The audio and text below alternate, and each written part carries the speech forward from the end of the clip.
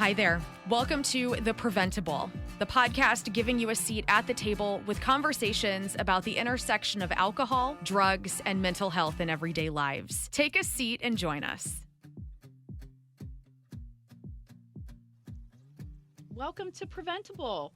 With me today, I have, making her inaugural appearance on a podcast, Cynthia. And Cynthia is the interim CEO of Safe Connections. Correct. How long have you been with Safe Connections? Actually, today is the 20th, so three years. 3 years. Is today like your anniversary? A couple of days ago. Whoa, okay. Well, happy anniversary. Thank you. You're welcome. And you, interim CEO, I mean, that's like a big title. You used to be director of development. Now you're doing that and CEO. Yes. It's Are you breathing? Really, a little bit. I've kind of, this has been going on since like May 1st, so I've learned to kind of manage both. But I have a remarkable development and marketing team, so it makes it a little easier. It makes it a lot easier. I have so many questions about you, but then also I have questions about Safe Connections. So Okay. when we talk about Safe Connections, in my brain, when I refer to people to you, what I say is that you have, let's see if I'm getting this right, you have a hotline for people who are experiencing domestic violence or sexual assault. Mm-hmm. You also teach in schools healthy relationships. Mm-hmm. You do a lot of work around LGBTQ kind of identity and also like acceptance, like when you're working with youth and like you, for example, you come into our organization and help make sure that we're using the right terms and that we understand why LGBTQ folks might struggle with substance use disorders at different rates just because of all the stuff that they're dealing with. Correct. And so when it comes to the LGBTQIA plus community, Yes, what we work with, we would come into a company, an organization, a school, and talk and create and do what we call our safe zone training. Yes. And what that does is teach that staff or that team how to make their workspace a safe environment for members of that community. And just, about acceptance, because all of us are different. Mm-hmm. And so it makes sense for us to be able to do that and create a safe workplace for them. So you're creating safe communities, safe workplaces, safe schools. Yes. Yeah. And so one of the things you talked about when our work with youth, Mm-hmm. it's primarily focused on what safe relationships look like. Mm-hmm.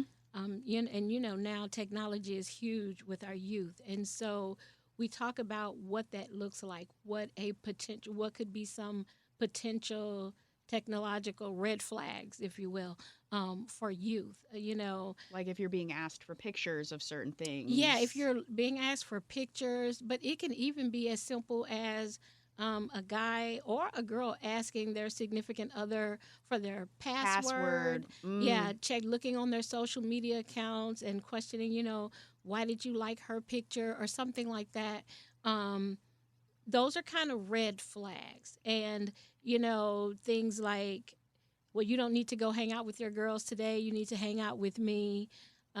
Just things of that nature, trying to isolate them and get them away from their family and friends. Mm-hmm. And, I speak in terms when I'm referring to maybe an abuser, because 80% of the time the abuser is a male, whereas the victim is the female. Which is why many times, female. yes, which is why many times you'll use the pronouns associated Exactly. with a male abuser. But we also know, and I just heard you talking previously about how males are absolutely victims or targets Yes. of unhealthy relationships, but are less likely to speak about it and report it. Yeah, and that's one of the things that we work with, especially with our youth, and we talk about with our guys and girls groups, and it's really important with our guys groups to kind of have them mirror what is appropriate behavior.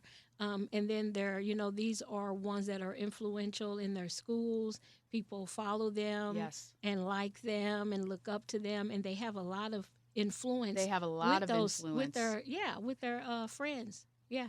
And so you want them to harness that Exactly. influence, like for good, not evil. Right, basically. exactly. Yeah, harness that for good. And if you see a friend of yours that's engaging in some dangerous behavior or questionable behavior, call them out.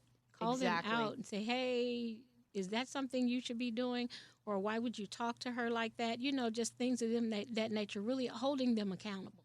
So Domestic Violence Awareness Month is October. Yes. So we're in the middle of it as we're taping this. You're That's wearing the purple. purple. Exactly. I don't know if you know this, but I actually used to work in the DV sexual assault arena before I moved back to St. Louis. So Okay. so I very much appreciate what you do. I've organized a lot of Take Back the Night rallies and things like that. And I think one thing that is a common question that I'm sure you get tired of hearing is, why does she stay? Right? Why does she stay? Why doesn't she just leave? And well, and then a similar follow-up question usually is, well, I don't see any marks on her. Yeah. And so abuse can take several forms. Mm-hmm. And so first let's address the question, why doesn't she leave? Yeah. It's not always that simple. That's really oversimplifying it, where the question rather should be, why doesn't he stop abusing? And so, especially when there are children involved, Yes. there may be pets involved. Yes. There may be some Finances. I was just going to say that.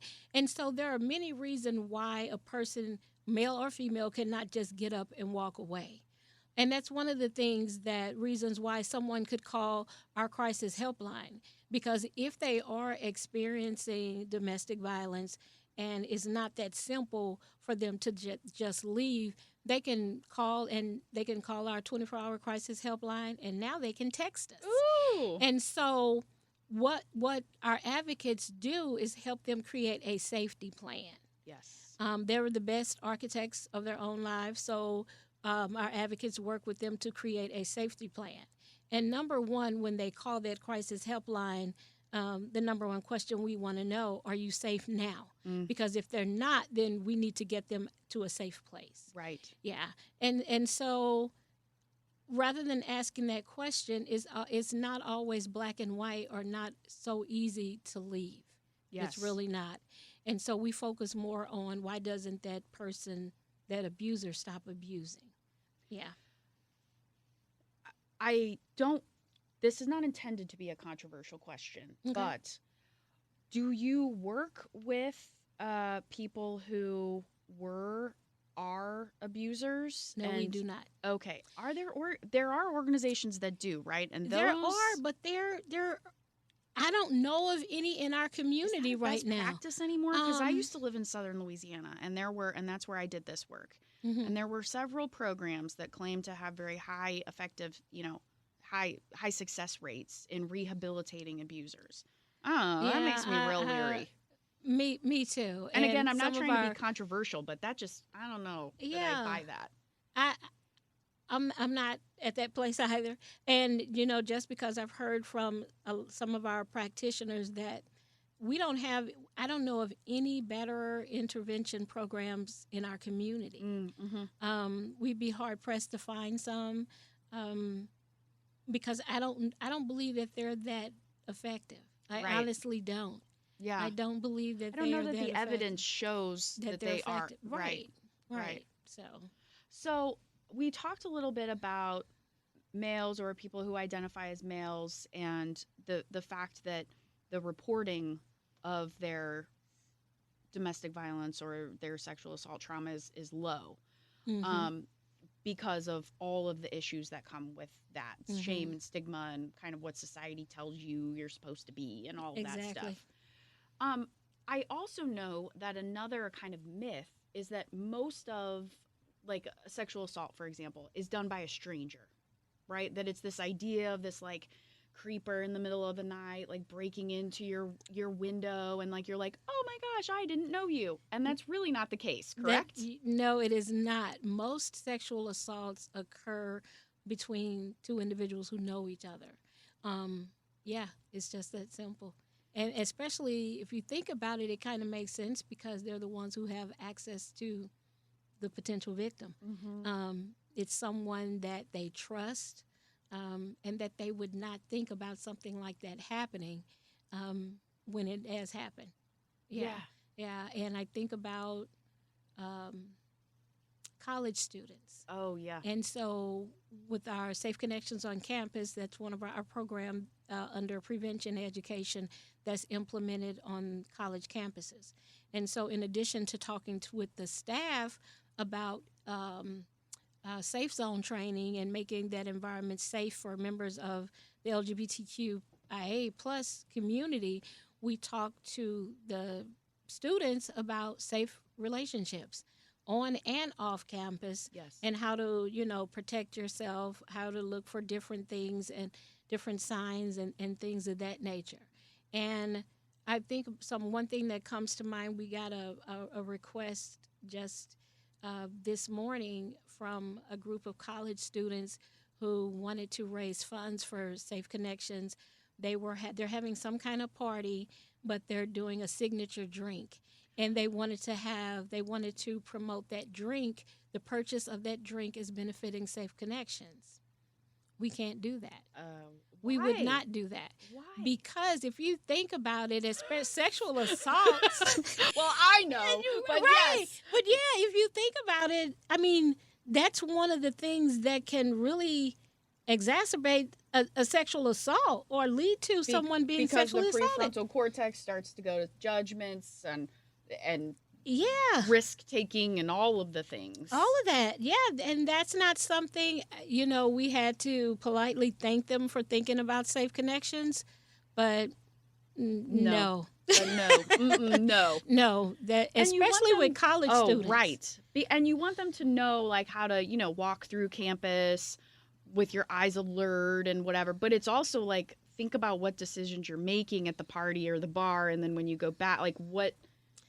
Yeah. It just reminded me of a conversation that I had with my daughter when she went off to college. She's almost 32 now, but I remember having the conversation with her that if you go out with your friends, and you're drinking, if you put your drink down to go to the bathroom or dance or something, don't come back and pick that drink up. Mm-hmm.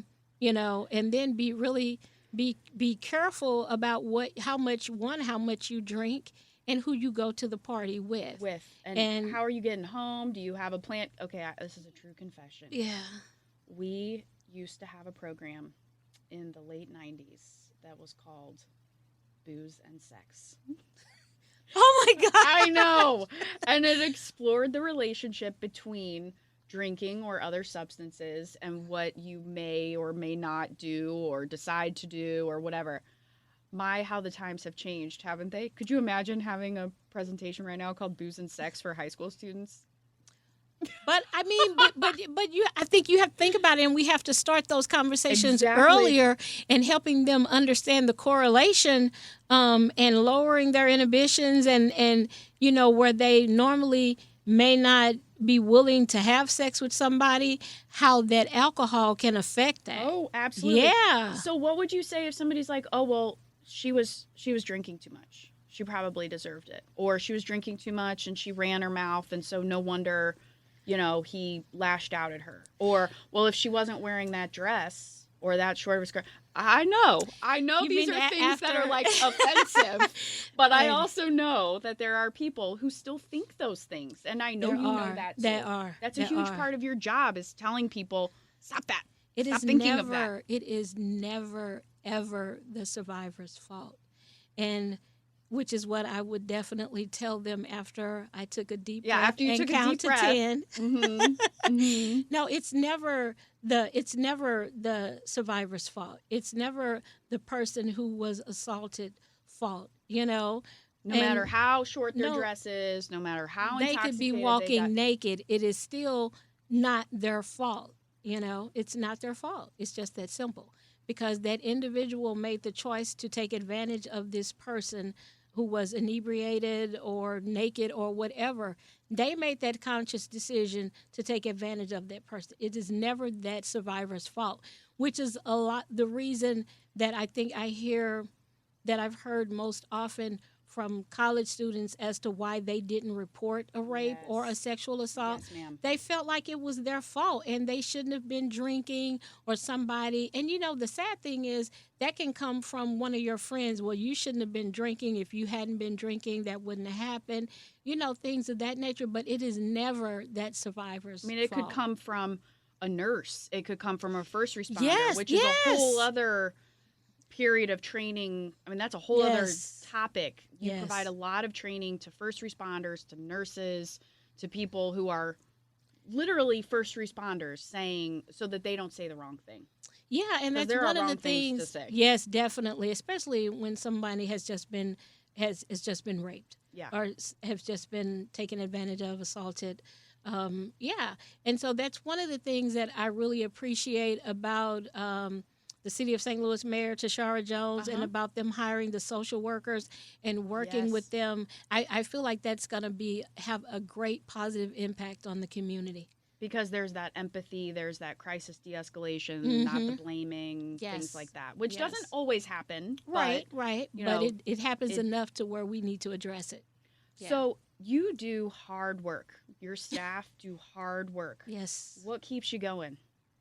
Why do you do this? Because it's hard. It's hard. It is. And it can be heavy. It's definitely heavy. And I think about that, especially with our counselors, with our therapists, because we will get, say, a new counselor, maybe fresh out of school or out of college, and they want to help people. They want to deal with domestic violence or sexual assault. Those are the causes they want to deal with.